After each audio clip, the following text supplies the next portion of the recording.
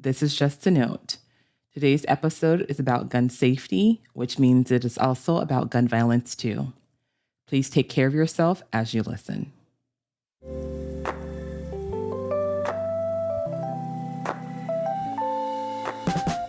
Welcome back to Feminism Now.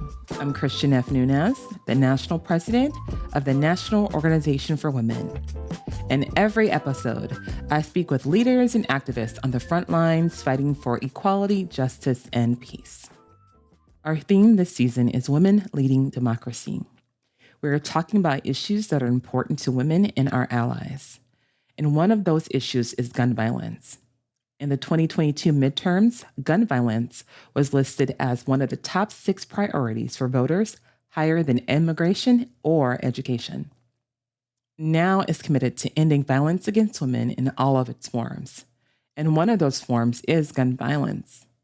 We all deserve to conduct our lives in safety and peace. What do you think? We'd love to hear from you. Please send us an email at feminismnow@now.org. Now let's get to the show.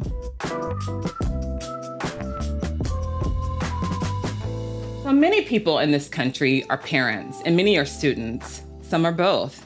And since the 1999 school shooting of Columbine High School in Colorado, parents and students alike have realized that young people and their teachers are not safe in schools. Our sense of unease isn't limited to just schools anymore. Mass shootings occur at places of faith, in the grocery stores, movie theaters, and parades. And gun violence isn't limited to just mass events. In 2021, 81% of murders in the United States involved a firearm. There has been a consistent increase in gun murders and gun suicides in the United States, especially in the last decade. The weight of this gun violence falls most heavily on communities of color. Black women are more than twice as likely as white women to be shot by an intimate partner. Indigenous women face 3 times the risk of gun violence than white women. And even when we escape unharmed, millions of women have been traumatized and threatened with firearms, causing lasting trauma. But there are ways to make our world safer. There are things that we can do. And that is why we are so pleased today to have with us Angela Ferrell-Zabala. She's the first executive director of Moms Demand Action. Previously, she was the senior vice president of movement building for Everytown for gun safety. And now she is growing the largest, you hear me, the largest gun violence prevention grassroots network in this country. Angela, we are so pleased to have you with us today. Thank you for joining us on Feminism Now. Thank you so much. It's an honor to be here with you. Yeah, so I am so excited to really bring this conversation to the feminist space because a lot of times I feel like it gets left out or it gets very siloed when we talk about gun violence, particularly, or we only talk about it in very small spaces. But it really is a feminist issue. So can you start off by just telling us a little bit more about how Moms Demand Action got started, the history about that, and how that intersects with the feminism space? Yes. Well, thank you for that question. So we are almost 12 years old, and it started actually what sparked this, my predecessor, Shannon Watts. This was after the Sandy Hook massacre that happened. And she, like other people across this country, were trying to really wrap their heads around what just happened. How in this country, where we talk about freedom and everything else and rights, that we have babies before the holidays that are massacred in their school.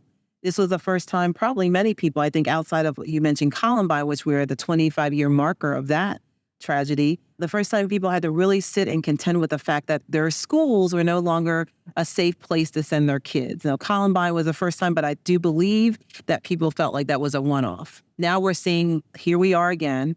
And I think it was a moment where folks said, okay, this has to be the straw that breaks the camel's back when it comes to getting common sense gun violence prevention legislation across the finish line in this country, because who could stand by and see such a thing and not be moved to action? And here we are. And moms from across the country said, hell no, this is not okay. And they were really upset. And they said, we have to do something. We have to get off the sidelines. We cannot wait for Superman to come in and save us, our babies, our communities. We've got to get up and do that.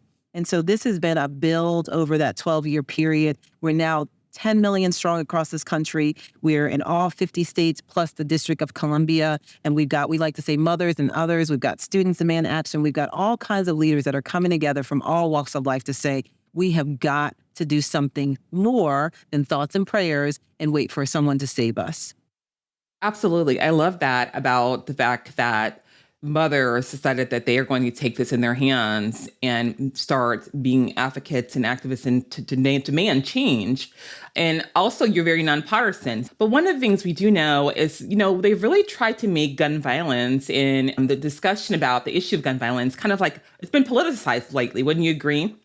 100%. And before I even get into that, I do want to, I failed to mention the fact that while we've been here for 12 years and counting, there are people that came well before us that we stand on their shoulders, particularly Black and brown women that were in community, having to do this before anyone cared, before this even made a headline.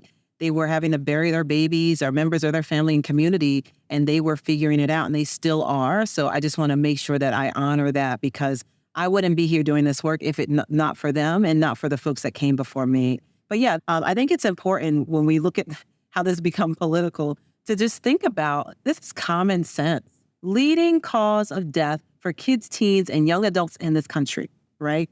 And that's for just if we think broadly about kids, teens, and young adults. When we think about Black children, 17 times more likely than their white peers to be shot and killed and the use of a firearm. So this is ridiculous. And when I go across the country, I don't care if I'm a red state, a blue state, a small town, a big city, no one is agreeing that this is okay. And people do want to see action. I think what we're seeing now is a handful of extremists that are in the pocket of the gun lobby that are doing their bidding. Because when we see real people on the ground, when I'm having conversations with folks, and again, doesn't matter what state I'm in, they want to see action. They're actually really tired of this. And whether it's the daily gun violence, because we talk about school shootings, but that really is just the tip of the iceberg. They're not the majority of when we think about the crisis in this country. While it is horrifying, even myself, as someone that knows that factually, when I have to take my kids to school, it does make me feel worried. But that's not in reality kind of the majority of the gun violence in this country. It's the daily gun violence. But we have people every single day getting up to do something about this. And they want to see people with courage to do what it takes to protect their families and their communities. And we're not, again, waiting for Superman. We're taking it on ourselves in partnership with other organizations that are leading this fight, including, I have to shout out, community violence intervention organizations on the ground that do this every single day and put their lives at risk to stop cycles of violence. But it is ridiculous because, I always say, and I've worked across many different issues, including reproductive health rights and justice, immigrant rights, LGBTQI rights, civil rights, civic engagement, all of that stuff I've done over time. And I will say, there is no sense in waiting for someone to hand you something. And that's why our volunteers, a lot of them survivors themselves, get up every day to do this work. We understand the importance of this. And I always say, again, how do you measure the strength of a country or the moral of a country? It's by how they respond to things like this. When this is a leading cause of death for our kids, who are we as a people if that's going to continue to be the standard? It's unacceptable. Right. So this kind of brings me to my next question is I know you're talking about how y'all are showing up and you're doing this every day, but can you, for the listeners, explain what that looks like? What does that look like on a nonpartisan level of how you show up and do this work on the full spectrum from, a hyperlocal all the way to national? Sure. And when we say nonpartisan, we mean we will work with almost anybody that's willing to roll up their sleeves and actually focus on this issue. Because as you stated in the opening of this touches many different, it's not in a vacuum. Your ability, your reproductive health rights and justice depend upon your ability to be safe and raise your children safely. The environment, all kinds of things, you can touch it and we can point back to if we don't get this, our democracy, if we don't get the gun violence situation under control, if we don't break this guns everywhere culture with zero kind of just common sense regulation, we're in trouble.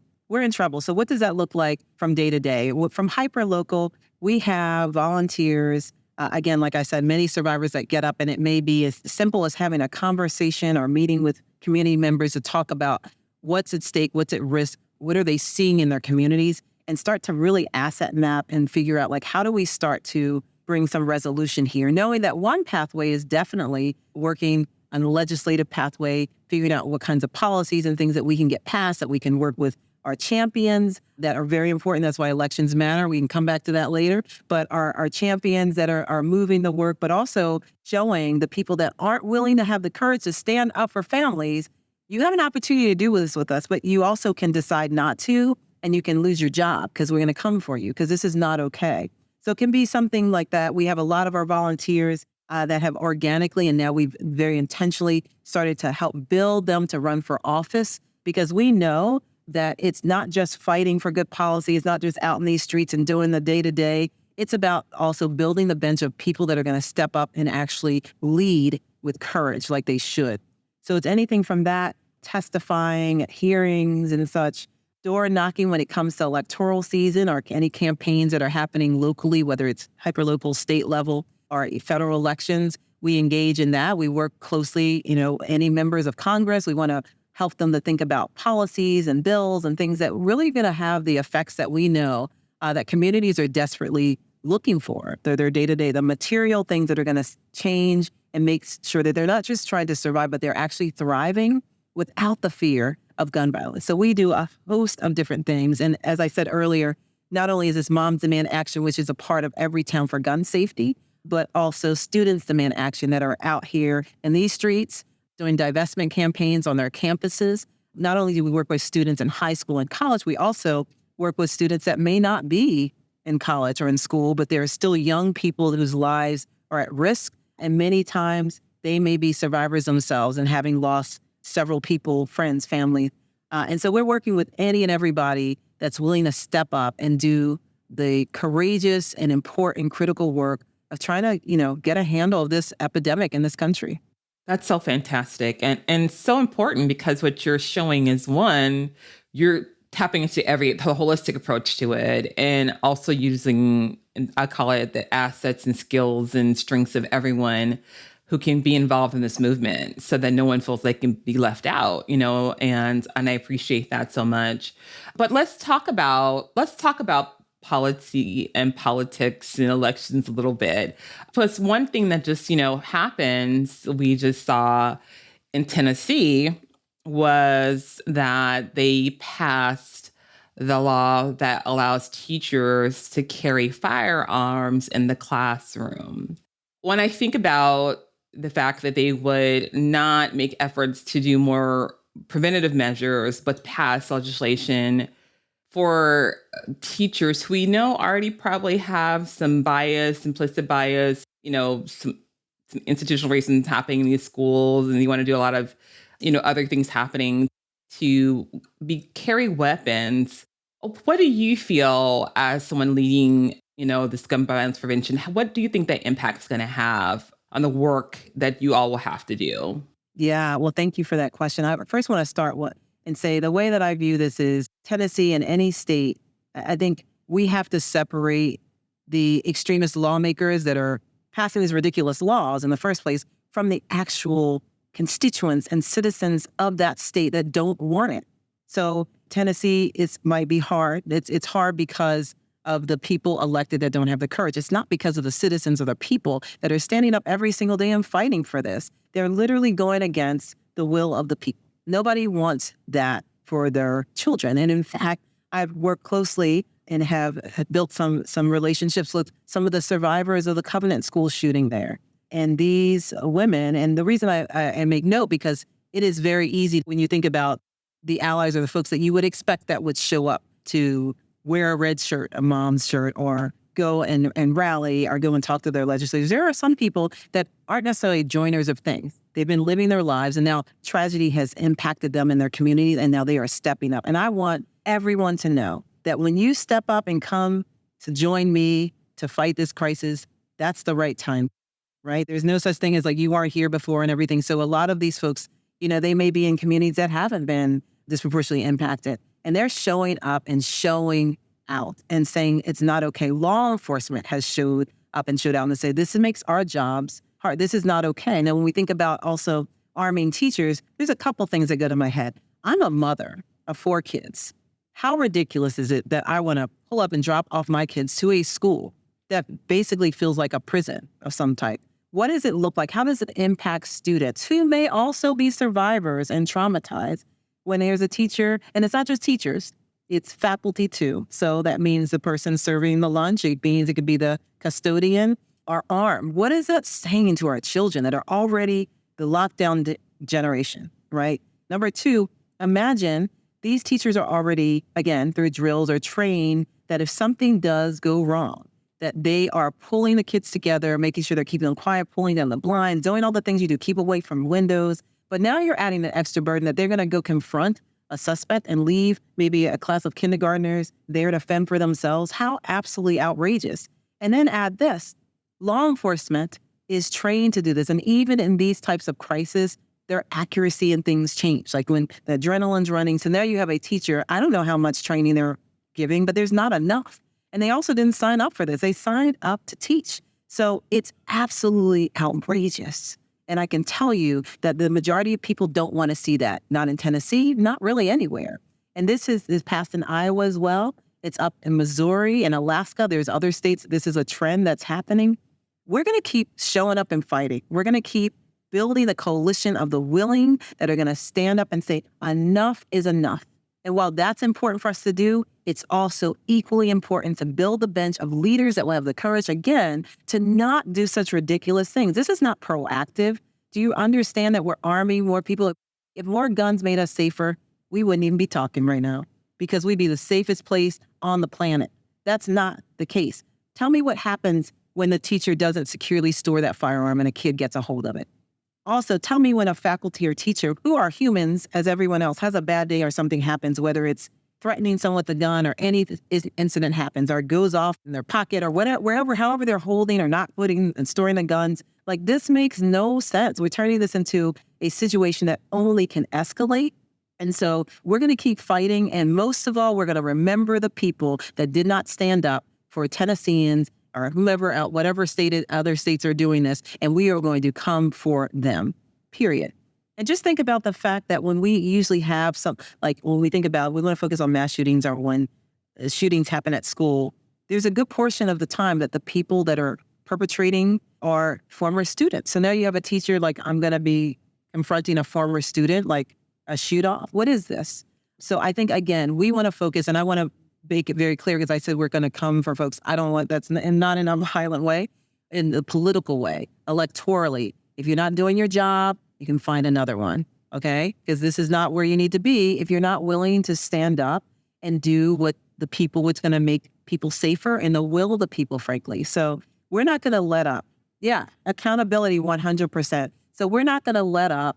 We're going to have to continue to point and show not just at what is at stake if we allow this trend to continue, but also we have to uncover what is behind this, right? I want to make sure people are seeing that the gun industry in particular, the bad players in the gun industry, they're raking in $9 billion a year, blood on their hands. There are ways that now, today, they could actually make their products less deadly, and they can kind of innovate towards safety and not more lethality. And that's actually what's happening right now. So there's ways we're going to do industry accountability. We're going to do accountability of elected officials. We're going to keep making sure we're spreading the word and having people show up, tell their stories, and make sure your neighbors, your friends, your family know what's at stake. This is heinous, and this is not inevitable. We actually have the tools to make this right. I really appreciate you pointing this out, because a lot of times I feel like we always hold accountability in balance. We want to put all of accountability on the perpetrator or the person who, when I say perpetrator, I'm meaning the person who actually commits the crime.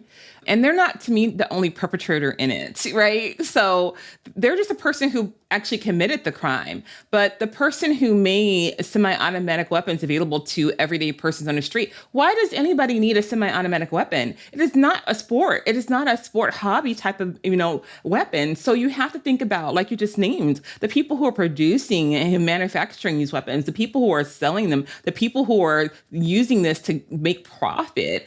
Everyone, there's an accountability on all levels. So I really appreciate you just pulling that out, because so often we're always like, well, that person did this, but what else is behind it? What's the root cause behind this?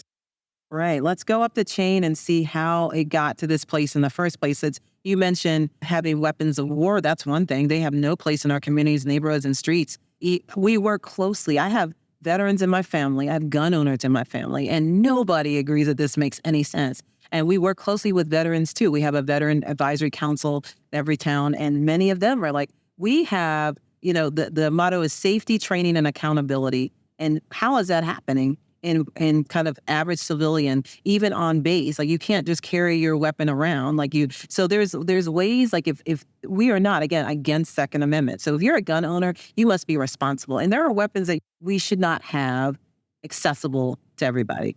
On top of this, I think what is so frustrating is that we actually have the answers. We actually know how to prevent these tragedies in the first place. Instead of starting at the back end, that we're just going to assume that people are going to be shot. So our people are going to come in with guns, so let's just arm. Like, why don't we start from the top and just say, hey, there's things that we can do right now, common sense measures we can take to prevent. Number one, if you're a gun owner, secure stores. Securely store your firearm so it doesn't get into the wrong hands in the first place. That's young people, right? Like, there's so many unintentional shootings that happen that many people don't talk about, but you just find a loaded gun under a bed or in a drawer or on a shelf or wherever it may be. Do you know how many young people lose their lives or either take someone else's unintentionally because that was not properly stored? That's the first thing. So we should be able, at the very least, to say you should securely store your firearm. We have people that have their guns in their car, their glove box. And this is now kind of a leading crime here, is to go in and break into a car to steal a gun and to use that. Like, that's not it. So here we are. There are places that are saying that they actually disagree that an owner of a gun should report a stolen or missing gun. Like, they feel like that is not a thing that they should be pushing. These are legislatures. These are extremists that say this can't happen. They don't think you should have to securely store your firearm. What is it that you want? What are you doing? Because if we're not against Second Amendment, and we're fine that people are gun owners. I have gun owners in my family, totally fine, but they're responsible. These common sense solutions could actually help to keep guns out of the wrong hands in the first place. And we could even start there. There's so much more that we could do, but we surely can agree on that. Absolutely. Absolutely. I totally agree with you. We'll be back with more from Angela Ferrell-Zabala in just a moment before we take a break to talk about some action now. We would love to invite you to our upcoming virtual symposium, the Racial Justice Summit. It is on June 18th, starting at 6 p.m. This is our 5th annual Racial Justice Summit, and we are so excited. The theme is Demanding Racial Equity Now. We would love to see you virtually at our symposium, and you can visit now.org to register. Join and help us take action now. Let's get back to our interview. Angela, this has been such a great conversation, and I'm so glad that you're really talking about the really plausible, realistic solutions that can be done right at the very beginning, preventative solutions, right? Because so often people make it seem like it's so hard, like the work is so hard to do. But can you tell us some more about simple solutions and policies that are in the works right now that can really help transform and make our country safer? Yes, we absolutely have a lot going on. And the way that we do our work, Moms Demand Action in every town, is that we really are honing into the different states and regions, so we make it fit every place.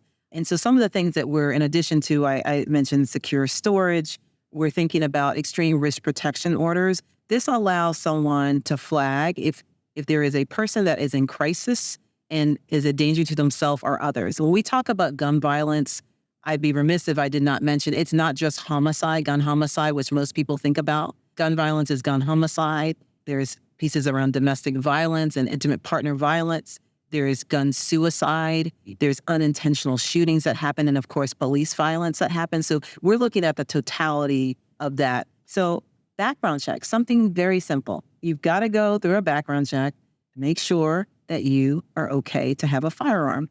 That seems pretty simple, but there are places that are fighting that. In fact, I was just in North Carolina yesterday for our advocacy day with our incredible Moms Demand Action, Student Demand Action leaders and other incredible advocacy groups that are on the ground there, hearing about the fact that they allow someone to have a gun without a permit. So there's no background check, which means there are people that might go through a background check system and there are flags and they will not have access or be permitted to purchase a firearm. If you don't have those basic checks in place, then any and everybody can carry, right? So that's a problem for us. We think about any other industry in this country, even thinking about automobiles, having seatbelt, making sure people have insurance. There's a responsibility to driving that car.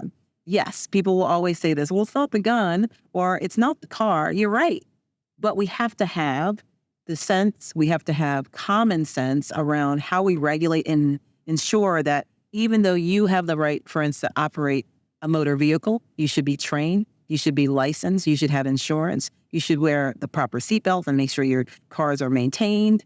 That's the same thing when it comes to guns. Like if you're a gun owner, there are things that you should be abiding by. So it's one of the few places where they actually have immunity and we cannot hold the gun industry accountable. So we're going to be coming for that and making sure people understand, stop thinking about this bumper sticker, easy, salacious thing that they're trying to take your guns.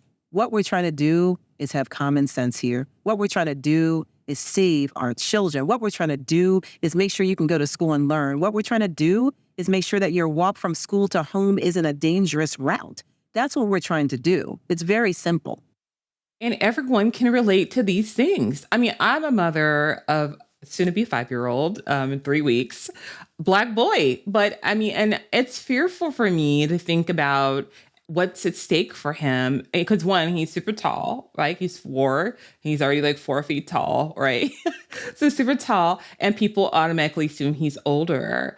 And also my son has autism. So there's other things that appear. And so sometimes he doesn't so I have so much anxiety at times worrying about how someone will over criminalize him or assume about his behavior because he's a Black child and what that might look like. There's an additional fear for me as a Black mother with that for my child with gun violence, And so I think what you're talking about, we're talking about common sense and getting people to understand, these everyday things is so, so, so extremely important because it really impacts everyone in every single way. And we have to do this work. And we need, organizations like yourself to be out there connecting the dots and make sure people know this is like issue-based. This is not partisan. This is issue-based. This is about protecting families. This is about protecting children. This is about making sure they have a future and a life. And, more than anything. It's a public health issue at the end of the day. It's a public health issue, and we need to approach it as such. Absolutely. Absolutely. So I would love for you to tell us, as we're getting close to the end, some other victories, you all have had, so we can just hear those victories and how everyone can get involved in this, this work and this movement. Yes. Oh my goodness. I'm so glad you asked the question of victories because it is really easy to look at the gaps. Make no mistake, we got a lot of work to do, but we have made a lot of progress.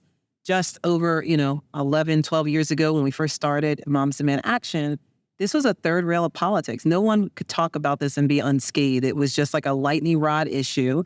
And even a quarter of, House Democrats got an A rating from the NRA. Now, none do, 0. And they wear that proudly. I think some of the things and there's many things I can get into, but I'll just name some of the big ones. We broke a 30-year logjam with the Bipartisan Safer Communities Act that was passed a couple years ago under this administration, the Biden-Harris administration, which was really, really incredible. And again, I'm going to say bipartisan. We have 15 Republicans on that. And we were that was a really good step forward. And there's so many things that were a part of that package that was passed. But it really signaled that this administration is taking this issue very, very seriously. The other thing, the very first White House Office of Gun Violence Prevention, incredible. And I want to shout out Greg Jackson and Rob Wilcox and Steph over there that are doing incredible work.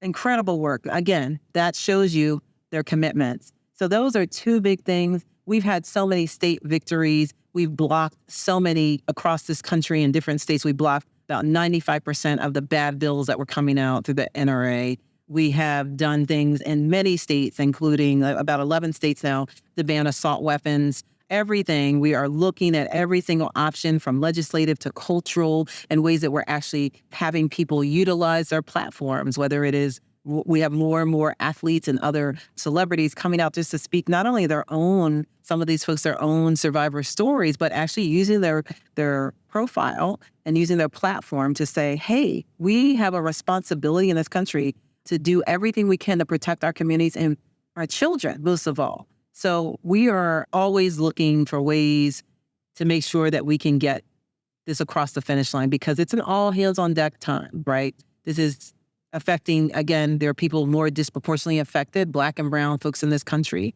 that are doing this hard work in the streets. We see, that's another victory I want to name, is that we got a lot of funding for gun violence intervention groups that have been advocating strong for that forever and ever and ever. And so it was so incredible to see that as part of the bipartisan Safer Community Act, but continues through this administration to kind of recognize the importance of on-the-ground intervention that is helping to break cycles of violence and helping to curb, really heal communities that are traumatized by this all the time.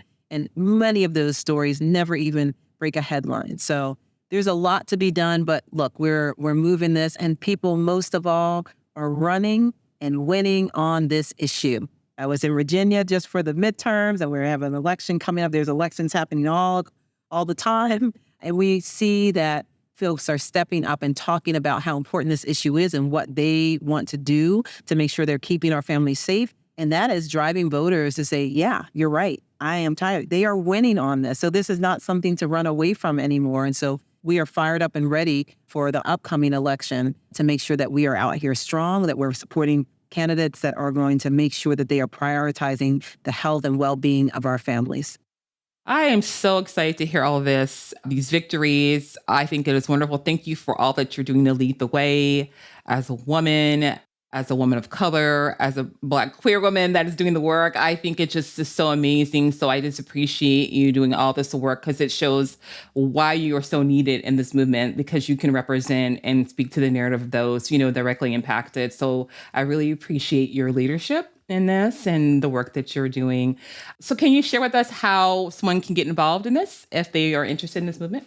Yes, absolutely. We're always looking for more folks to jump up with us, and happy to partner with any and everybody that wants to roll up their sleeves and get to work. But the first thing you can do is have a conversation with someone about this issue.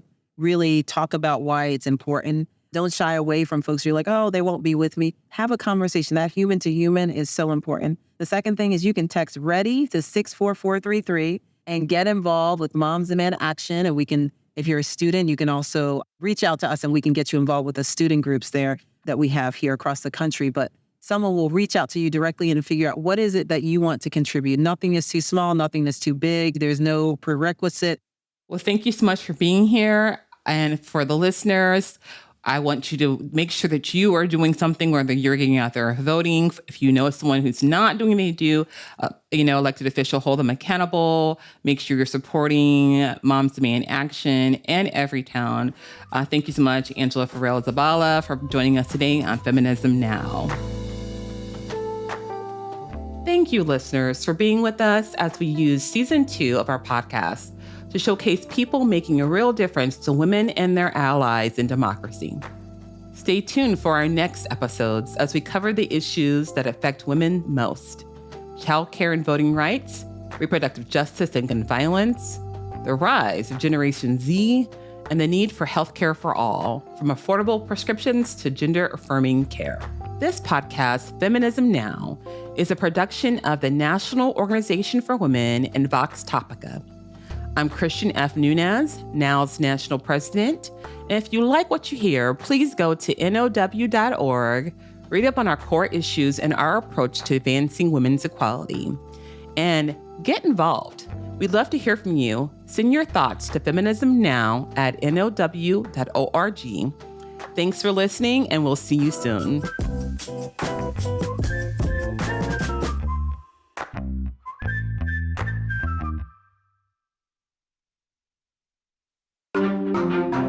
Topica.